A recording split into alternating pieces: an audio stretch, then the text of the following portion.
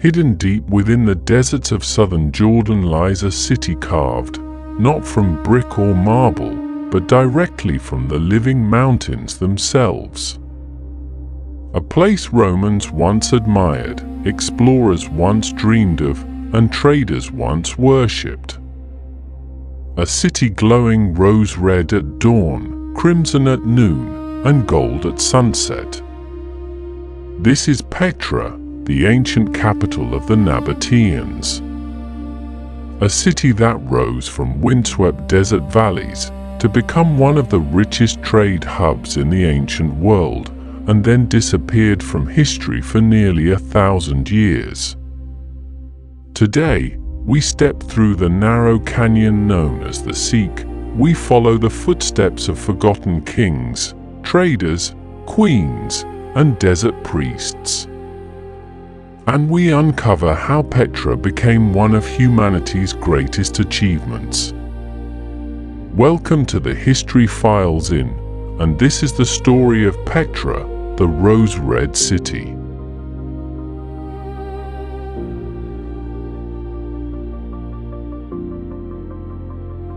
Long before Petra rose as a city of stone, Arabia was home to scattered tribes, nomads who drifted across dry valleys, guiding flocks of goats and camels through the desert. Among these people were the Nabataeans. To the outside world, the Nabataeans seemed like nothing more than desert wanderers. But appearances hide genius. They were masters of water, experts of trade, and brilliant engineers. While others built near rivers, the Nabataeans chose the harshest lands and learned to bend the desert to their will. They knew where to find underground springs. They carved channels into cliffs to redirect floods. They hid water in secret cisterns so no enemy could find it. To survive in Arabia, you needed strength. To thrive in Arabia, you needed intelligence. The Nabataeans had both. By the 4th century BCE, they controlled trade routes stretching from Arabia to Gaza, Egypt, Damascus, and beyond. Caravans loaded with frankincense, myrrh, spices, silk, ivory, copper, bitumen, and incense flowed through their territory. And at the heart of this network, they began to build their capital, Petra.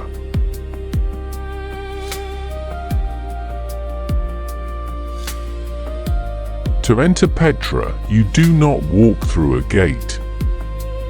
You travel through a wound in the earth, a narrow canyon called the Seek. The Seek is not a normal passage.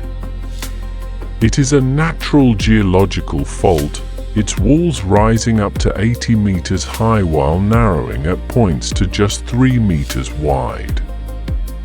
For over a kilometer, you walk through twisting shadows.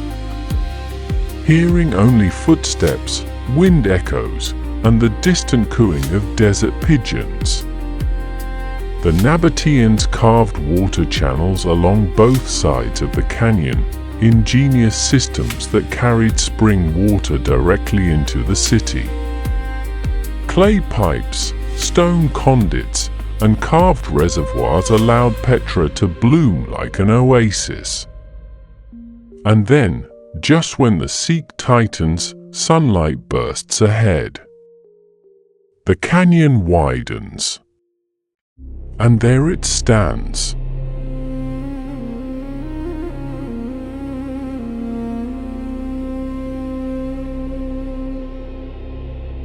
The most iconic monument of Petra emerges like a dream, the Treasury. Cut directly into the sandstone cliff, the Treasury stands 39 meters high, crowned with Hellenistic columns, ornate capitals, and a massive urn perched above its facade. Why would desert nomads build something so astonishing? Because Petra was a crossroads of civilizations. The Nabataeans absorbed influences from Egypt, Greece, Rome, Mesopotamia, and Arabia, blending everything into a uniquely Nabataean style. The treasury was not actually a treasury. Most likely, it was a royal tomb. But legends filled the gaps. Bedouins believed the urn held gold. Others said spirits guarded it. Some even claimed it was built by the pharaoh chasing Moses. Regardless of myth, the structure radiates power, its facade almost glowing rose-red as the sun rises. For visitors in the ancient world, entering Petra through the Sikh and seeing the treasury was like witnessing a divine miracle.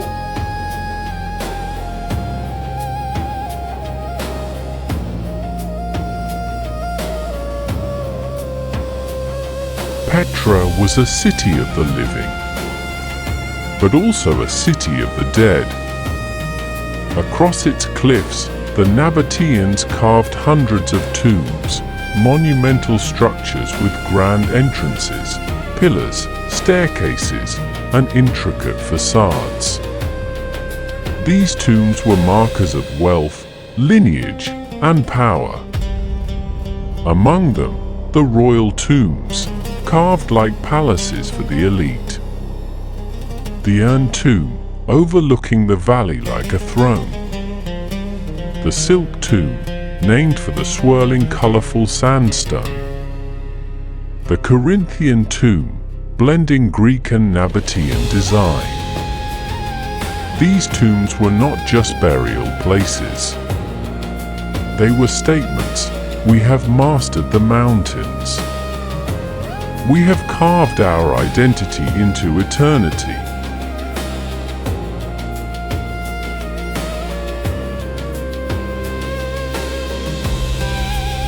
How did Petra flourish in a desert canyon with little rain and scorching summers? The answer lies in the Nabataeans' true genius, water engineering.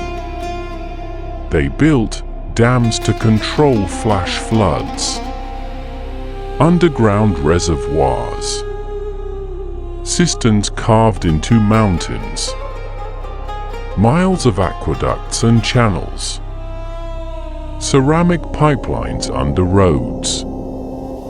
They captured every drop of water, from rare storms to hidden springs. They stored enough for tens of thousands of people. Petra did not simply survive, it thrived.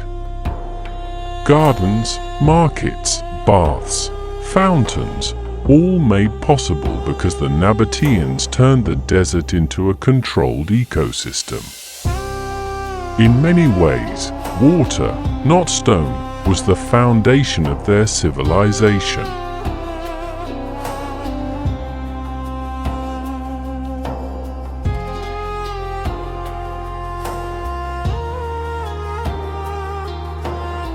Petra was more than a city of trade and tombs. It was a city of rituals, gods, and sacred architecture. The Nabataeans worshipped a pantheon of deities, including Dishara, the chief god, Alaza, goddess of beauty and protection, Alat, a mother deity. But unlike Greek or Roman gods, Nabataean deities were often represented as stone blocks or beetles, powerful symbols rather than human forms. The Great Temple, one of Petra's largest structures, rose with towering staircases, columned halls, and wide plazas used for ceremonies, gatherings, and governance.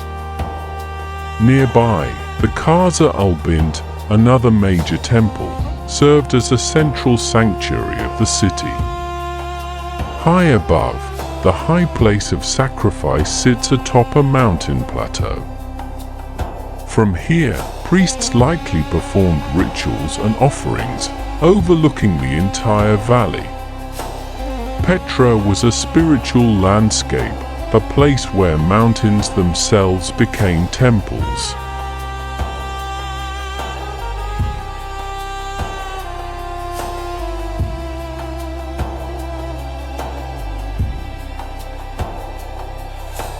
Petra's location was no accident. It sat at the crossroads of ancient trade routes connecting southern Arabia, Egypt, Syria, Mesopotamia, the Mediterranean. Caravans carrying incense, spices, perfumes, gold, silk, and exotic goods passed through Petra daily. The Nabataeans taxed every caravan and grew immensely wealthy. Petra's prosperity was legendary. Greek and Roman writers spoke of the riches of the Nabataeans, the luxurious feasts, the precious fabrics, the incense that perfumed the air. With wealth came diplomacy. The Nabataeans often avoided direct conflict, instead using trade leverage to maintain independence. For centuries, Petra was an economic superpower. But its greatest challenge was yet to come.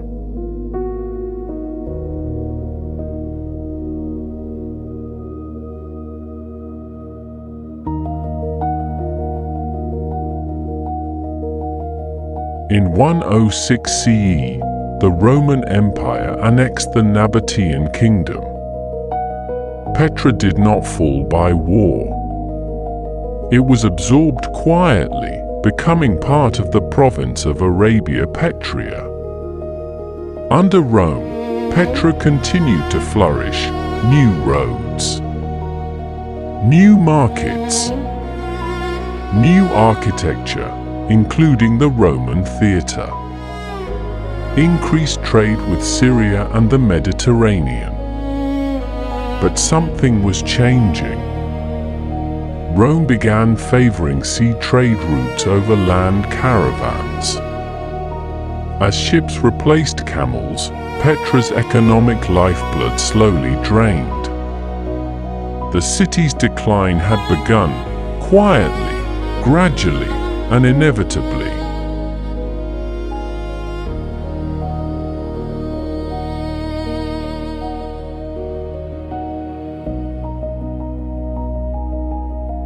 In 363 CE, a devastating earthquake struck southern Jordan.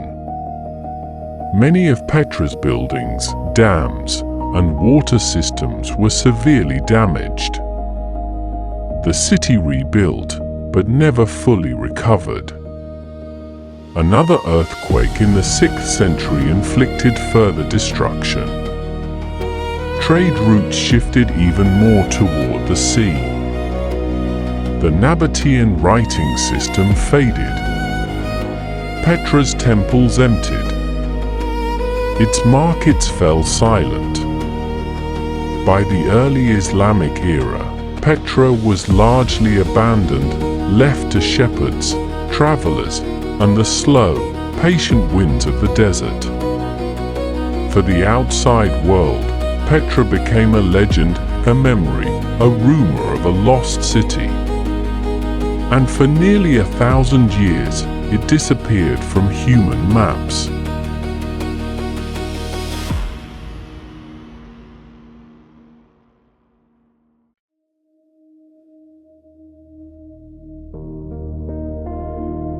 In 1812, a Swiss explorer named Johann Ludwig Burckhardt traveled through the Middle East disguised as an Arab scholar. He had heard whispers of ancient ruins hidden in the mountains of Wadi Musa. To avoid suspicion, he claimed he wanted to sacrifice a goat at a holy site. Local guides led him through the Sikh. And then, just as visitors do today, he saw the treasury emerge from the canyon. Burkhard immediately understood he had found something extraordinary. He kept silent, took secret notes, and later revealed Petra to the Western world. From that moment, Petra transformed from a forgotten ruin into an archaeological marvel.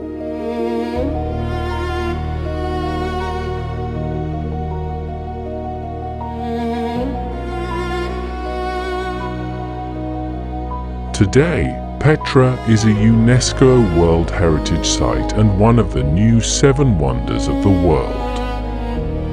It attracts millions of visitors each year, drawn by its beauty, its mystery, and its monumental scale. Archaeologists continue to uncover new secrets, hidden chambers beneath the Treasury, underground water tunnels, evidence of complex urban planning, temples, farms, and suburbs beyond the main valley. Despite centuries of sand, time, and erosion, Petra stands as a testament to human creativity. A city carved not only from rock, but from imagination.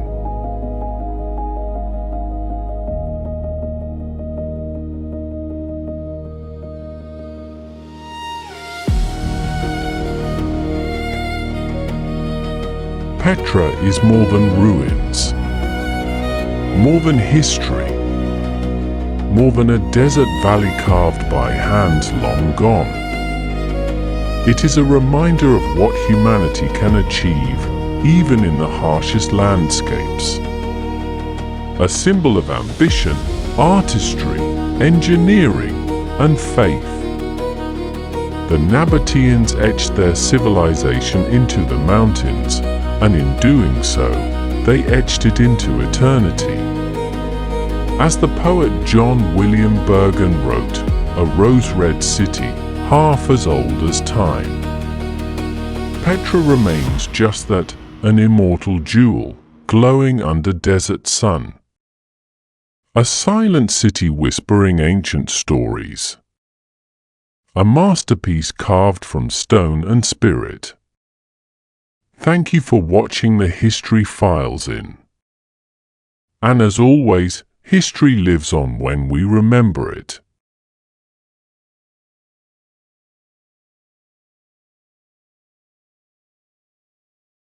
Thank you for visiting the History Files in. If the past moved you today, don't forget to leave your mark, subscribe, and return when the next file opens.